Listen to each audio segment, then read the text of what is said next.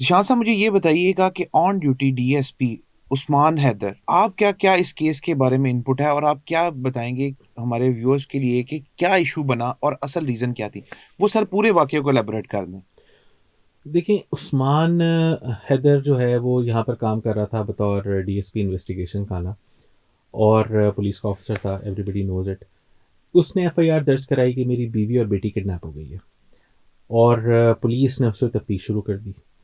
फिर उसकी एक साली जो है वो सामने मंज़र-ए-आम पर आती हैं और उन्होंने इल्ज़ाम लगाया कि इस उस्मान जो है इसने कुछ किया है, व्हाटएवर, उसने किडनैप की है या उसने उनके साथ कुछ किया है। तो ख़ैर पुलिस ने अपनी तफ्तीश, क्योंकि ऑब्वियसली एक एफआईआर दर्ज हुई हुई थी, पुलिस ने अपनी तफ्तीश की। तफ्तीश में इनिशियली जो है उस्मान ने जिन लोगों पे शक ज़ाहिर किया, हमने उनको भी जो है वो इन्वेस्टिगेट किया।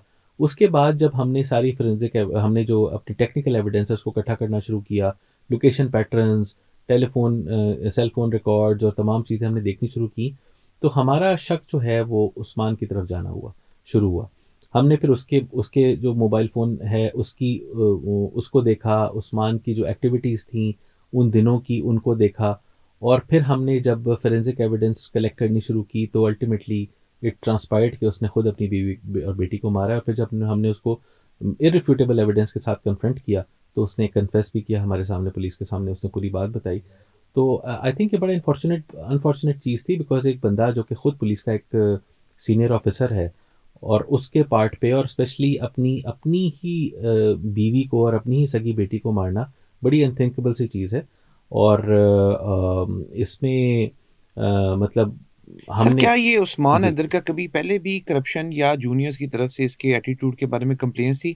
या ये ऑल ऑफ सडन एक माइंड चेंज हो गया और किसी भी आके उसने माइंडसेट के अंदर ये एक्ट कर दिया? देखें, ऐसी कोई फ्लेग्रेंट कंप्लेंट मेरे होते हुए, मेरे टेन्योर में तो ऐसी कोई नहीं आई ठीक कि है, जिसमें मैं ये कह सकूं कि जी ये बहुत उसका बिहेवियर ऐसा था। लेकिन उसके कुछ इश्यूज थे इस अपनी मेंटल हेल्थ के। मैरिज से, नॉट मेंटल हेल्थ। इस मैरिज से रिलेटेड वो इश्यूज ये थे कि ये जो खातून थी ये उसकी फर्स्ट वाइफ थी ओके, और ये उसकी पसंद की शादी थी। ठीक है, फिर उसने, ये को 20 साल पुरानी शादी थी। फिर एक शादी उसने की 18 साल पहले, यानी इस शादी के तकरीबन 1 डेढ़ 2 साल के बाद, ठीक जो है, कि उसने अपनी फैमिली की मर्ज़ी से की। सही। अब वो जो सेकंड वाइफ़ थी उसकी सोशल एक्सेप्टेबिलिटी, फैमिली के अंदर एक्सेप्टेबिलिटी वो ज़्यादा थी। ये वाइफ़ जो थी इनकी इसका उसकी फैमिली से इतना ज़्यादा मिलना-जुलना नहीं था। फिर इनका एक वाइफ़ की एक डिमांड थी लॉन्ग स्टैंडिंग कि मुझे आप घर बना के दें, घर लेके दें।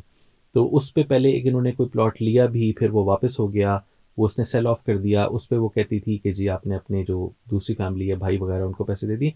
तो इनके कुछ इश्यूज़ इस तरह के थे। लेकिन जो भी चीज़ थी वो जस्टिफ़ाई नहीं करता जो एक्शन उसने लिया। बहुत उसने गलत किया और क्रिमिनल एक्ट था। और हमने इस पे इसकी जो तफ्तीश है उसको बहुत क्लोज़ली मैं खुद मॉनिटर कर रहा हूँ कि इसमें कोई लैकुना ना रहे। और इंशाल्लाह we will make sure we will make an example out of him.